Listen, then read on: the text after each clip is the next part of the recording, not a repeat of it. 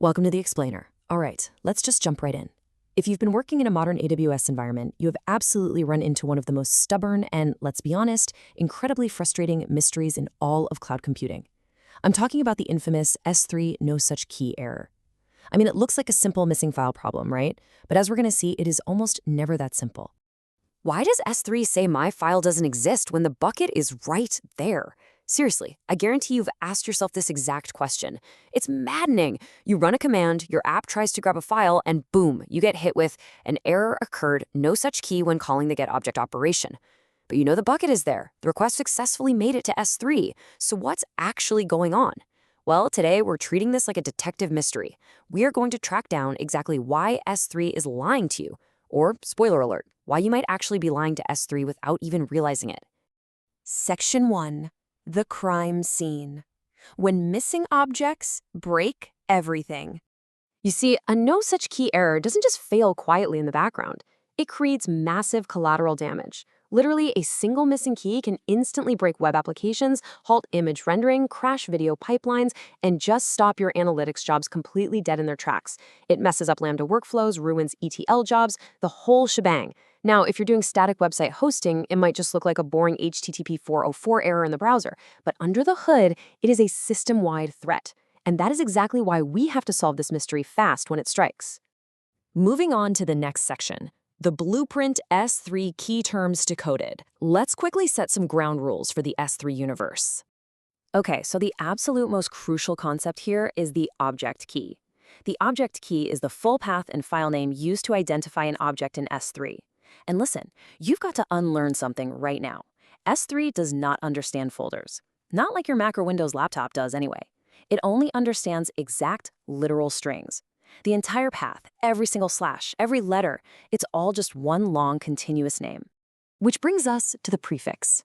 A prefix looks exactly like a folder path structure inside an S3 bucket. But technically speaking, it is really just the beginning of that literal string we just talked about. It's totally an illusion of a folder. If you get the prefix even slightly wrong, you are literally asking S3 for a completely different object. And finally, we have the delete marker. This is a special marker in a versioned bucket that indicates the current version is logically deleted. Now, I want you to tuck this one away in the back of your mind for later. Delete markers are often these shadowy culprits hiding out in versioned buckets, causing no such key errors even when you are totally convinced the file is sitting right there. Next up, the usual suspects, investigating the object path.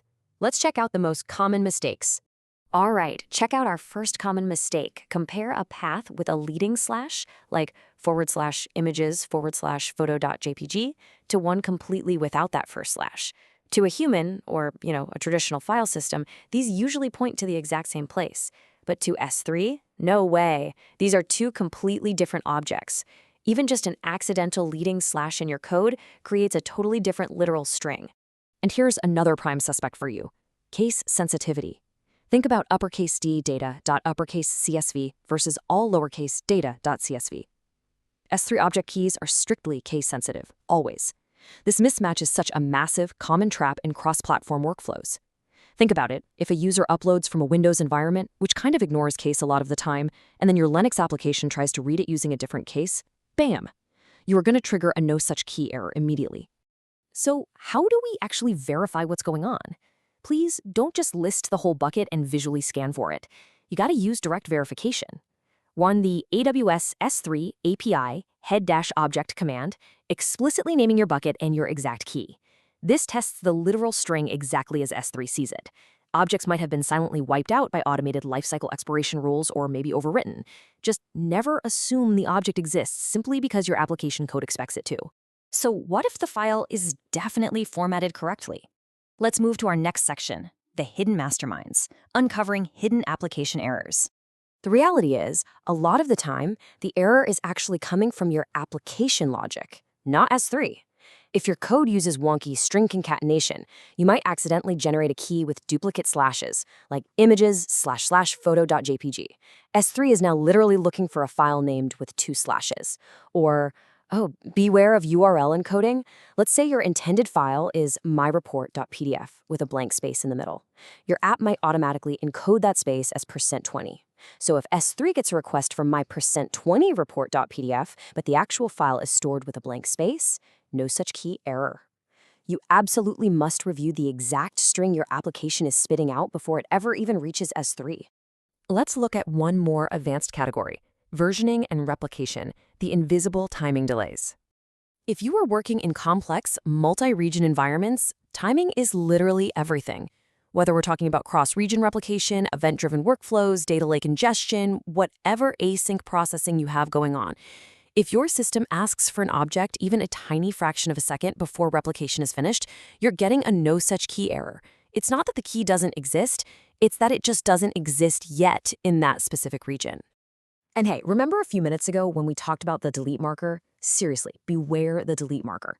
If you have versioning enabled, older versions of your data might technically still be sitting there in the bucket, but if the current version is a delete marker, an operation to get that object is going to fail and trigger a no such key error right away.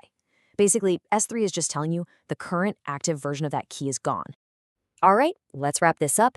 Case closed, resolving the S3 mystery. Here is your proven systematic troubleshooting procedure. Let's walk through this step by step. Step 1. Verify the literal path and the case sensitivity. Remember, every single slash and capital letter matters. Step 2. Confirm existence directly with the head object command. No guessing allowed. Step 3. Review your app-generated keys for any of those sneaky encoding glitches or duplicate slashes. Step 4. Check for versioning delete markers and replication timing delays. And lastly, step 5, test the full operational path. Don't just do a single manual test in the console and call it a day. Make absolutely sure the actual downstream application workflow succeeds. Look, if you take only one thing away from this explainer today, let it be this core insight from tech writer Aaron Rose. S3 object keys are literal strings. S3 does not interpret folders the way a traditional file system does.